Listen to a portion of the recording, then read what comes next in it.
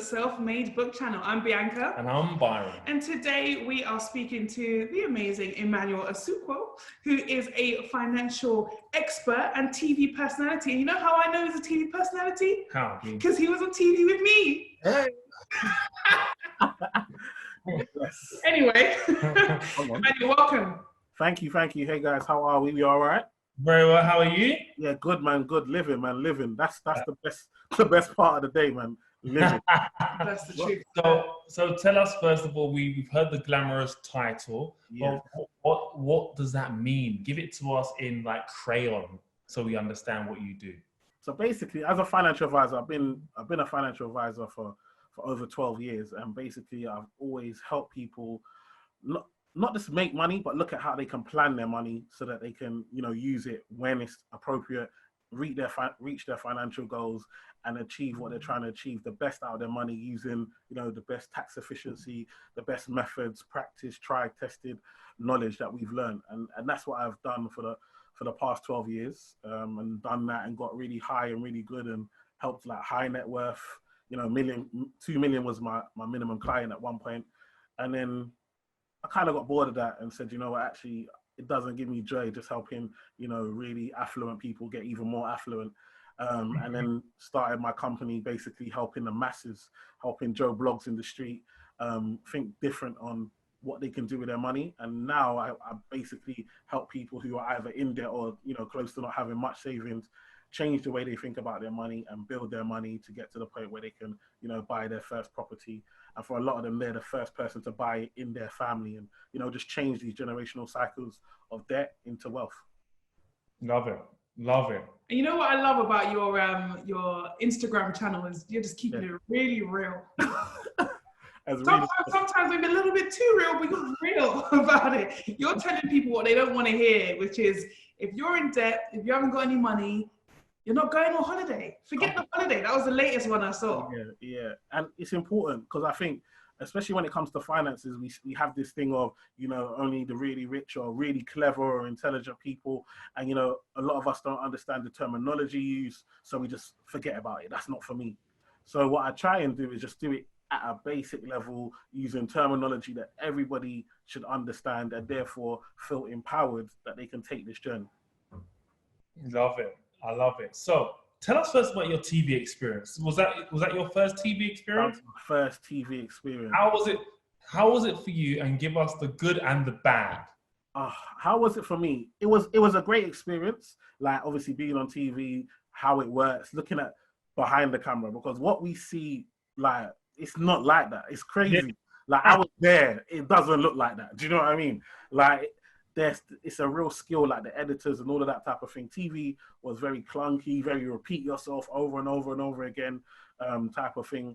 And it's difficult, but I think it was a great experience and I'm loving it and I'm looking forward to going again and doing more and so forth. So that was good. I think, but it was hard because it was long days, like keeping the energy, the motivation. And obviously, luckily, obviously Bianca was there to help me, literally the times that I was just fed up. She could just tell, and she's like, bro, do it again.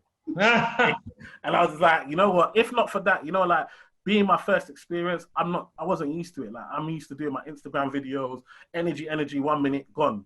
When you have to say the same thing over and over again, 5 minutes of talking and say, just one more time. What? 5? How do we do that again? Do you know what I mean? And over and over and over from 7 in the morning till 8 at night. It was just a lot. So I was lucky I had Bianca there just pushing me, do this. And obviously she's experienced, she's done The Apprentice, it's even worse. Do you know what I mean? So what we were on was good. So yeah, but it was tough. People look at it and think, oh yeah, I want TV. It's not as easy as it looks. So what's the best thing that's come after the fact? And also give me one negative that people might not see. Yeah. I think it's both the same thing, is that doors are open. Being on TV, doors are opened, but that's a good thing and it's a bad thing. The reason I say it's a bad thing is that not everyone can get to television.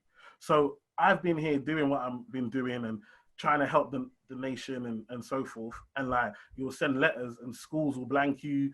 Companies won't want to give you a chance. But now that you're on television, they're calling you. They now want you. Do you understand? But it's a good thing. I get it. Like the notoriety and the respect of being on television opens those doors. But I feel like it's very hard to get there. So now there's people that are talented that could be helping, that could be making a difference. But we're not trying to look for that person because they haven't got enough fame for us to believe in them. And it's like that cosign. If I didn't have Channel 4 next to my name, I know a lot of these companies wouldn't be working with me now, which is sad, but I get, because now I'm benefiting from it. So it's a good thing for me. But I remember where I was before. Absolutely. So how do you find, so you're quite heavy on Instagram, is that fair to say? Instagram is my main platform. Yeah, that's my main platform. Do you get any negative comments on Instagram? I did when I had my old company. So my old company was called Noir Excel. And obviously, I'm big on this whole Black excellence and, really promoting Black, because when I worked in finance, I was the only Black advisor, and then all my clients were white as well. So I was just living in this world, and I was like, no, there are great Black people out here. Like, we exist. I see them on Sunday in church, but I just don't see them Monday to Friday. So when I wanted to have my company, I was like, it has to stand for something. I can't just give it a random name. So I thought, how do I say Black excellence without saying Black excellence? And then I thought, Noir, I love France. So Noir and then Excel. And that was great. But when I used to post videos, I'd have people like, why Black? Oh, why can't we all just get along? Why can't it all? And I'm thinking, yo, chill out, my G. Like, like you're talking from a position of privilege. Like, you have there are doors that are open to you that you just don't understand. Nobody's focusing on the people that I'm trying to focus on. Like, there are hardly any financial advisors that will wake up in the morning and say, you know what, I want to deal with those people that just can only afford £100 a month into an ISA. That's not on a normal financial advisor. So if I have to change my message to make that audience react or make them think, okay, somebody's here and they care about us, that's why I've got that name. So that was a negative, and it is difficult sometimes to deal with people, because you're putting out stuff, and like, for me, like, as much as I crack jokes and sometimes I just want to tell people the seriousness but I know they're not going to listen. I know. So I have to every day think, how can I say what I want to say, but say it in a way that's going to push your buttons, because that's the only way you're going to listen to me. But really, all I should be able to say is 2 + 2 = 4, go work it out. But you don't want to hear it like that. You want to hear some story and or this new adventure, or I've got to make you laugh to the point of crying, and then you want to give it a chance. But we're killing ourselves. Like, we're literally missing out on opportunities. And if all that's happened right now hasn't made people wake up, I don't know what will. Absolutely. So let's get straight into money. Come on. Oh, Charlie, that's my favorite topic. Okay, sorry, guys, audience. I get excited. Let me compose myself. Jesus. Okay, so let's talk money. So, financial advisor, your job is to advise said person on the best ways to manage their money, finances, so on and so forth. So we just want to get straight into some top tips. Yeah. Let's go with getting out of debt. Yeah. So go ahead. No, so I'd say getting out of debt, I think, like, the number one tip in getting out of debt is actually coming to that place of realizing that you're in debt. I think a lot of people that are in debt don't know that they're in debt, because if they knew they were in debt, they wouldn't be booking this holiday. If they knew they were in debt, they wouldn't be buying £500 shoes. If they knew they were in debt, they wouldn't be going to Hackathon. Like, a lot of the time, we're doing stuff way beyond our income. And so the first place of getting out of debt is saying, you know what, actually, I'm in debt and I don't want to be here. And that's the first tip I can give anyone. Then it's really add up all your debt, look at them. Where are your statements? How much is your interest rates on these balances? What's your monthly payment? How long is the term left? If you carry on paying what you're paying, how long will it take you to pay it off? You have to really get into the crux of this matter. Because when it was time to spend, you knew all the discount codes for your credit card. When it was time to spend, you knew you're going to this place and that place. So now it's time to pay it back. You got to put that same energy that you put into spending the money into paying it back and being on top of it. So I think that's really important. And then it's just having a plan in regards to, what am I going to do? How am I going to get out of it? And really planning and then reducing your outgoings. So reduce your outgoings as much as you can. Look at ways to increase your income. So when I talk about increased income, people are like, I don't want to get a second job. I know second jobs are hard. So if you don't want to do that, look at things. Are there stuff that you have that people value? So one of my friends has a really nice camera, and when he doesn't use it, he rents it out.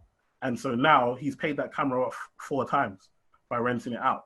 So again, but he still gets to use his camera when he needs it. And when he doesn't, he rents it out. So again, you may have some expensive items that you've bought using all this debt that you might be able to make you money. So look at your stuff differently. Go to your wardrobe.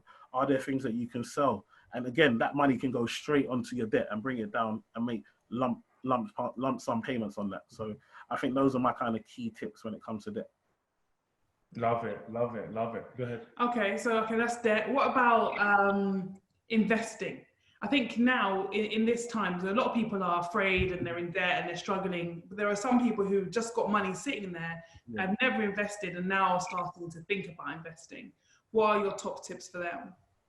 I think the biggest thing I could tell people about investing is, what are you prepared to lose? I think too much we look at how much you want to make, and we're chasing a rate. I want 10%, I want 20%, 50%, whatever it may be. But what are you prepared to lose? Because you see right now, we are about to go into a recession.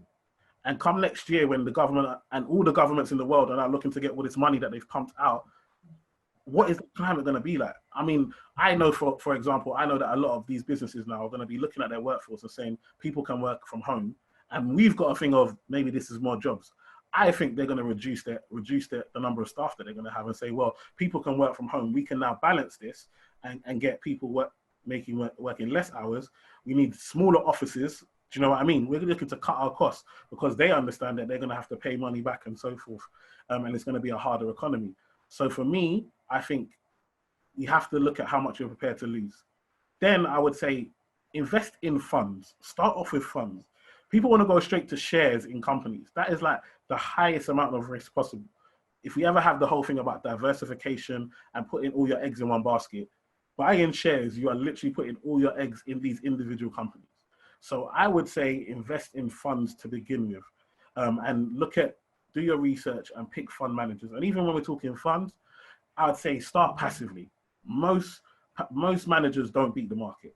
And I don't want to get too technical, but most managers don't beat the market. So a passive fund follows the market. So look at what markets you want to follow, whether that be the US, whether that be the UK, Europe, gold, whatever it may be. Look at the markets you want to follow and see if you can get what we call an ETF or a tracker fund that can follow that market at a nice low cost. And that's a good place to start. And then when you're investing in shares, I would say do it small amounts, affordable amounts, and look at balance sheets. Don't look at what you think or the latest craze. Look at balance sheets, because if a company can have the best idea in the world, if their balance sheets are not enough, they're not going to be here in 3 to 6 months to put that idea into practice. So I'd say definitely do your research a lot harder into balance sheets. Excellent. And I guess, so you do mortgages as well, right? Mortgages, yeah, we do mortgages as well. So everyone always says this. It's really interesting. I want to get on the property ladder. Yeah. That's all they say. I want to get on the property ladder. What about a house? What about a house? I don't know. So I'm one of those people on Instagram, and I just messaged you, I want to get a property. What do you say to me? I say, if you're a first-time buyer, it's a good time to buy. If you are investing, and this is, I don't even know why I'm saying this, because really and truly, I don't like to give off strategies and stuff like that. Give us some. Go on. But right now, what I'm getting from my clients that are in the property field in regards to renting out properties is that if what I just said about the economy does come to pass, then it's going to be difficult to get renters. So what people are more looking at is social, so renting to councils and local authorities. Because we're going to have a big homelessness, people are going to lose their home, a lot more people are going to be on benefits if the kind of measures the government need to put in to get this money back and get the economy going. So again, they're going to need properties. So people are kind of moving away from renting to individuals and, kind of the buy-to-let strategy, and more looking to rent that to councils and local authorities going forward and trying to get long-term. Maybe you're not going to make as much money, but at least, that's guaranteed for a fixed period. So again, I think it's not that these strategies don't exist. We just have to use the asset different. So right now we have to look at, okay, if I am going into property, what am I going to do? So I've got a client now who's buying a property to rent it out. I've told them, number one, get the discount. So we've got to play at a reduced price, but now keep that money because you're going to need to pay your rent for the next 3 months. So you can't assume that you're going to get tenants straight away. You don't know when this is going to be changed. You don't know when people are going to be confident enough to start looking at moving house or getting a property. So because of that, you have to have enough money in your reserve to be paying that rent for that period of time. Yeah, absolutely. And it's let's say, for example, people always talk about credit. Yeah. And it's one of our most popular videos actually when we talk about credit. So we want to get maybe some top tips on credit or things to look out for, general advice. I think exasperated. Credit is just one of them things that I get why people are passionate about the score, and the score is so important to people, but actually, what are you trying to achieve? Because a lot of the time, if you're trying to buy a house, for example, you can buy that house without having the best credit score in the world. Do you know what I mean? And still get the best rate. Because people think that the credit score and the mortgage that they can get are the same. Each lender has their own criteria that they look at. Obviously, the better credit score you have, the more likely you are to get the better rate. But there are other things that play in. So when someone says, "Oh my goodness, my score's gone down 20 points," it's like, that means nothing. It doesn't need to be 99999 for you to get the best rate that's available in the market. And that's really what you're trying to do. You're trying to get the best rate so that you can then use that money and pay the lowest amount of money back. So if that's the goal, then don't be consumed by your credit score. Just make sure that you're using it in the right way. You're paying back things on time. You're not using all. So I know there's the whole 0 to 30% is the big thing now, as in of your credit limit, trying to only use up to a maximum of 30% of your credit limit.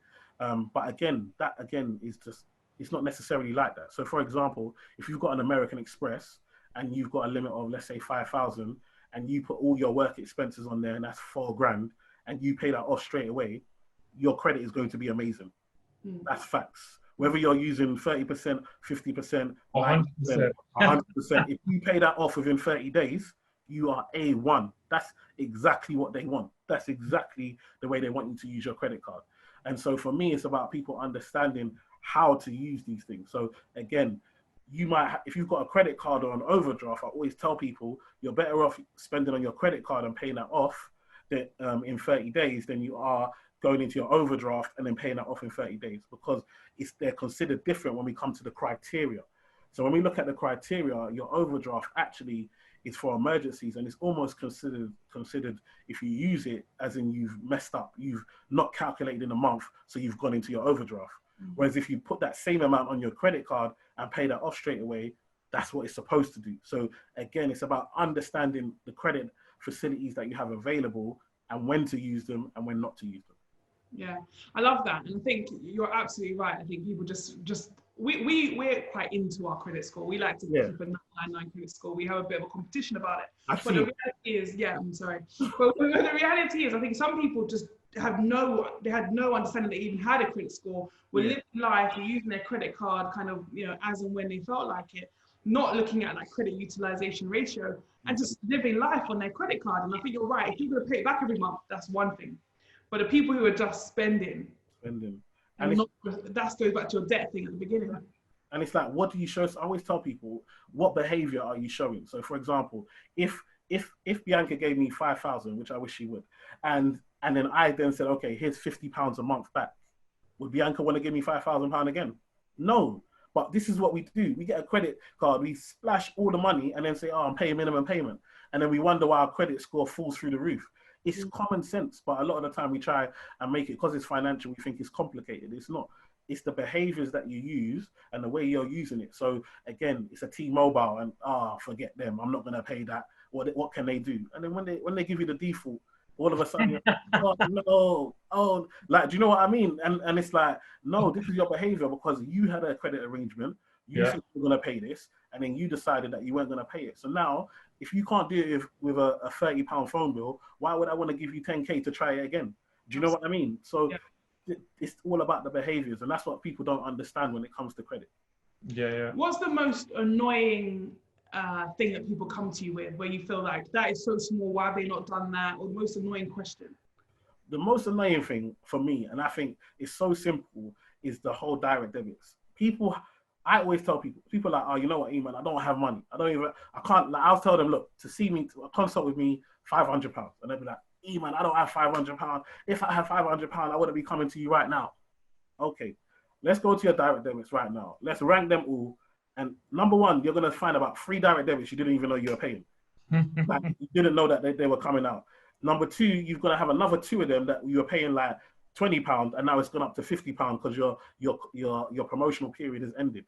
So by the time we've done it, I've had someone that took away 5 direct debits, and it was £300 a month that they saved. £300 a month. That is £3,600 that they were just wasting a year. And they've probably been doing that for the last 2 or 3 years. And so for me, that is just so annoying because you don't need me to tell you that. Do you know what I mean? But you do need me to tell you that because They do. do you know what I mean? You're not looking. You're not going to look there. Like, instead, you're going to be talking about, oh, I need to make more money. But it doesn't matter about how much you make. I always tell people, I had a client who made £1,000 a month, and they were in overdraft of 99,900. Literally, because it's not, if you don't learn how to balance £1,000, then £10,000, £100,000, 1 million, they don't make a difference. You see people that win the lottery within a few months. They're gone. Yeah. They don't understand money management. They don't understand how to manage the money. And so for me, that's why I'm so big about being in schools. I'm in schools, I'm in colleges, I'm in universities. I'm trying to catch them before they start learning the bad habits. Because if you can catch them when they're young, then as they make more, they'll do better. Yeah, absolutely. So are you doing much with schools and colleges at the moment? Yeah, I am. I'm doing a lot. So before this, I had a talk at Cambridge University, which was amazing. It was absolutely because for me, my background and with my education, number one, I never thought I'd ever see Cambridge in my life. Do you know what I mean? Let alone to be actually in there, in a lecture room, giving a talk to these some of the smartest people, young people in our country. But the question, number one, they have no clue about finances, which is not their fault, because if you haven't been taught, how would you know? But number 2, the reason I can tell they're smart is the questions that they ask. Sometimes one of the big things I'm always telling young people is ask your question. Don't be afraid to ask your question, but just think about what, sometimes I feel like because of that, people just ask anything. They'll meet Bianca and they think, yes, I'm going to meet Bianca, and they'll just ask, what's your favorite? And it's like, really? It's just, is that what you use? Use your one question. Question, and this is what you decided. Do you know what I mean? But when I was there, the questions that they asked were so powerful that most of them were then able to start saving on a monthly basis. I got messages from them. They opened investment accounts and started saving £100 a month into these robo advisors and stuff like that when they never knew before. But if you ask the right questions, you can then get the confidence to then move forward. Absolutely. Okay, so on that, how much would you suggest if someone was new to saving, investing? What would you say to them? You're saying £100 a month. Is that enough? I think £100 is a good start. I think if you can afford to put £100 in, that's a good start. And look at the robo advisors that are out there, the Money Boxes, Nutmegs, Wealthify, Wealth Simple, these type of Vanguard. One thing I'd say is a lot of these companies use Vanguard. And so one thing that I've started to think about and I've looked at is that actually, if most of us are using Vanguard, why do we not just go straight to Vanguard? It's cheaper anyway. It's only if you're going to use other things other than Vanguard that you would then, but then you could have your Vanguard platform and with all your Vanguard investments and then open another platform. I don't know why we limit ourselves, because we're not getting any additional discounts having all our money on one platform. So even me, I've opened up, a free trade and a trade in 212 and a Hargreaves Lansdowne. I don't know why I was so busy trying to be loyal to Hargreaves Lansdowne, like they were doing anything else for me. I need to start broadening my horizons and putting my portfolios and my stuff where it benefits me, because they're just, it's just laziness. It's the problem. We're just lazy because we want to go into one app and see all our money. But now we're losing because we're paying extra fees for that and costs that we don't need to be paying. So yeah, that's something that I've learned. But £100 is more than enough. Yeah. Okay. So we want to ask you some quick fire questions. Yeah. And just say it as it comes into your mind. Yeah. Cool. Bianca. Okay. First one. Sparkling water or still? Still every day. Oh. That's sparkling nonsense. All right. Hoodie or suit? Hoodie. You just lost me already. Oh, you tapped out. He's not even with you anymore. Okay, going out with the kids or going out with your wife? Wife. Oh, that was a good answer. He said it's strong as well. He's like, I'm not stupid. I'm watching this. Kids are a lot. All A right. lot. Who's better at cooking, you or your wife? Oh, my wife by far. It's not even close. Fair enough. I guess most men might say that. Okay, fine. Yeah. Favorite movie?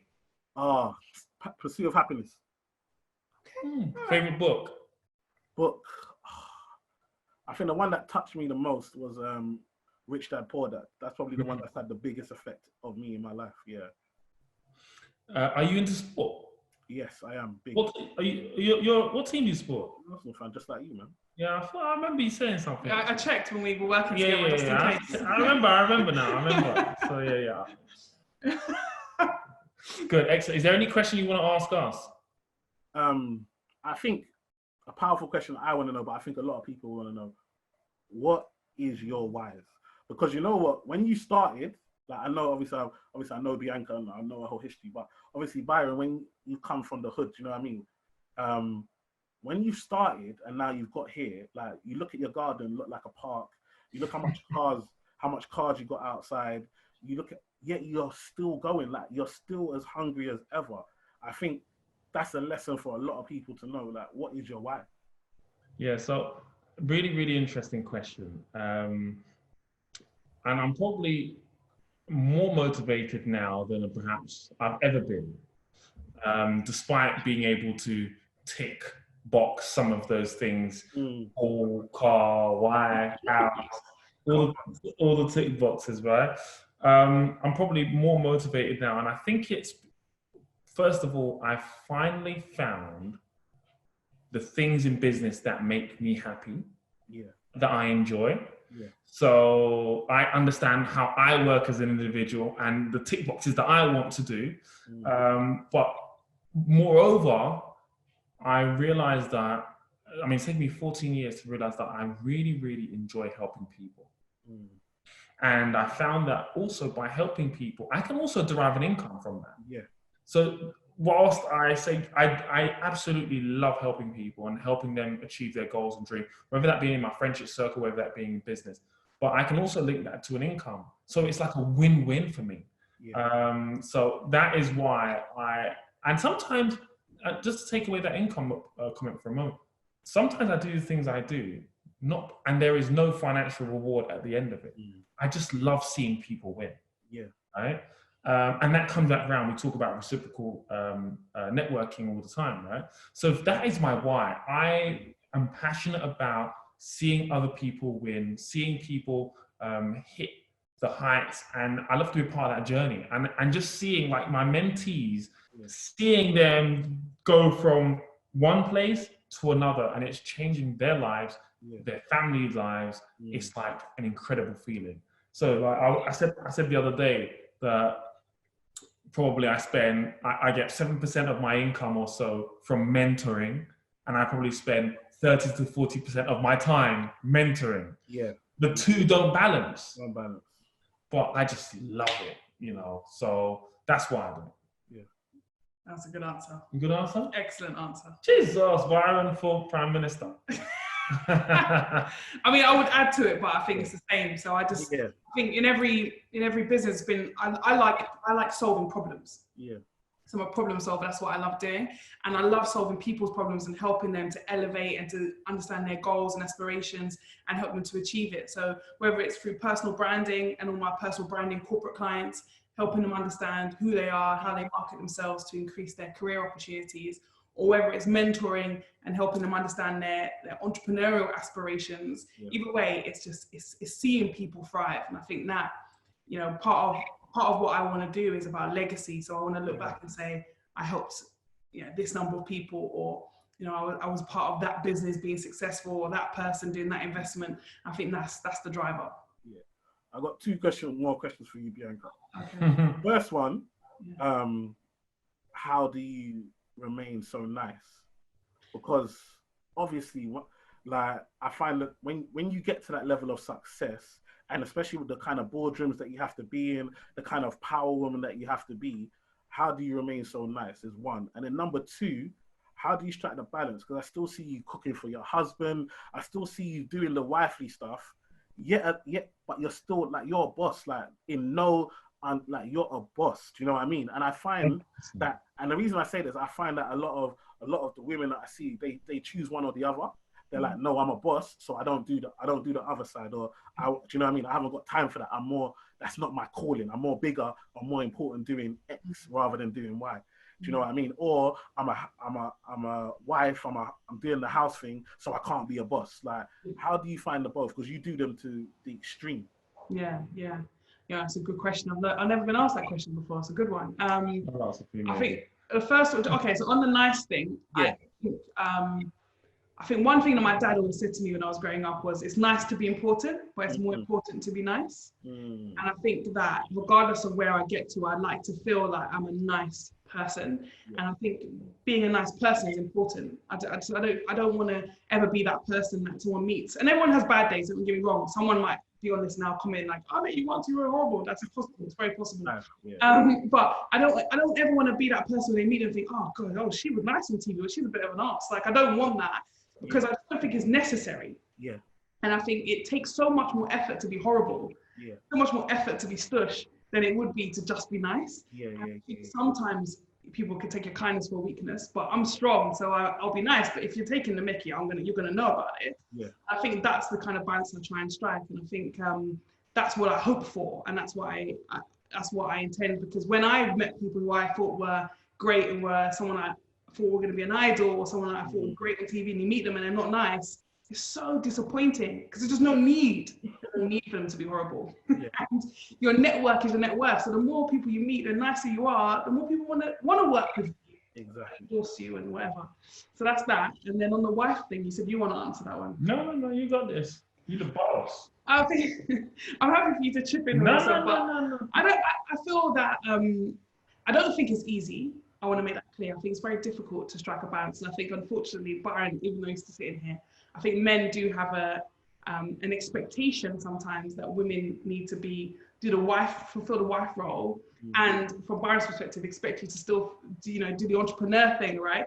And that's what I want for myself. But I think there are times when go and bring the bag, and also make me that Michelin star cuisine. You got this. There are times when I feel like Byron expects everything to be aligned, and I think sometimes there's ebbs and flows. There are times where I'm superior. I'm in superior wife mode, and there's probably times where I'm in superior business mode. And I think there is a bit of both. But I like cooking. I like being a good wife, quote unquote. I like to feed my husband. I like to have a nice home. I like to keep a tidy home. I don't like cleaning particularly, so I've got a cleaner. Right now, I don't have one. It's very annoying. So I have to understand where my lines are drawn and what I want to spend my time on, what makes sense to me. But Byron, go on. No. Anything else to say about that?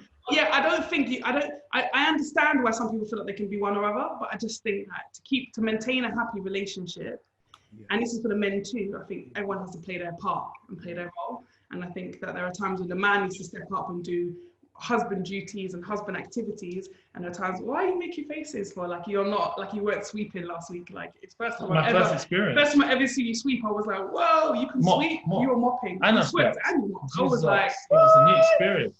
COVID-19 taught me new things. I need to go pick them, but I was like, no, I'm not and I didn't even leave no streets. One time, the old cleaner, she left streets on the floor. I was like, okay, maybe if there's a technique to this. I did that first time, left no streets. Come on. Anyway, so I think in relationships, you both have to play your part. And I think the part is not just, you can't just feel like you're just the breadwinner. You have to be the breadwinner and the home person. You have to balance it both, right? You have to, I was going to say something, but it was a really rude statement, so I'm not going to say it. But you have to be both. Yeah. The lady and the other things. Yes, no, I hear you. I know exactly what we're just going to leave it there. We're just going to leave it. But we know what we was talking about. Cool. This interview. Okay, guys. So final top tip on money. How do people get to the bag? How do they find you? How do they get information from you? Because that's what people want, right? They want to get that good advice. Yeah, no, I think, to get to me, mainly on Instagram. So it's the E-Man Effect UK. on Instagram, it's on Twitter. Emmanuel Asuquo, Asuquo on LinkedIn. And yeah, obviously we're doing videos, talks. You can DM me, like I'm really there. Like I don't have no one that runs my account. People get when they send a message and I'm lazy, I voice note. So when I voice note them back on Instagram, they're like, oh, it's actually you. Yeah, it's really me. Like, run my social media. That's me. But yeah, so that's it. The website, www.emmanuelsuquo.com. And yeah, man, we're here to help, trying to help from all spectrums. If you're just getting started, if you're an experienced investor, can help you throughout the whole course. But yeah, let's get started, man. Change your mindset, get focused, and be around people. I think that's the biggest thing is mentorship. I think too many of us don't have a mentor, and that's why we won't get to where we want to get to. Or if we do get there, it's going to take us years more, and we could have spent a lot of time doing other stuff. So to me, that mentorship thing is so important. So find people that do what you want to do, be there at where you want to be at. Make sure they're really there. Like do your Googles, like research them, make sure they're really there, they really done it, and then put your money where your mouth is. If you really want to get there, get yourself a mentor. That's the biggest way you're going to get to the bag. I love that. Thank you. Money matters, and it's on you to make sure you're thinking about your money, right? You can't rely on someone else to do it for you. Exactly. I love that. Thank you so much, Emmanuel. It's always a pleasure speaking to you. Always. Come on. So thank you everyone for listening. It's been another fantastic interview. I've been excited to get Emmanuel on. He's so busy that we have to kind of track him down, tie him down and everything, but now he's here. So if you like this interview, make sure you like, you comment, you subscribe, and most importantly, you share. Share it with someone that you think this will help, because we all need to be better tuned into what our money is doing for us. And it's not just about working to make money, it's about making your money work for you. So thank you very much. I've been Bianca. I'm Byron. And Self-Made is success. Bye.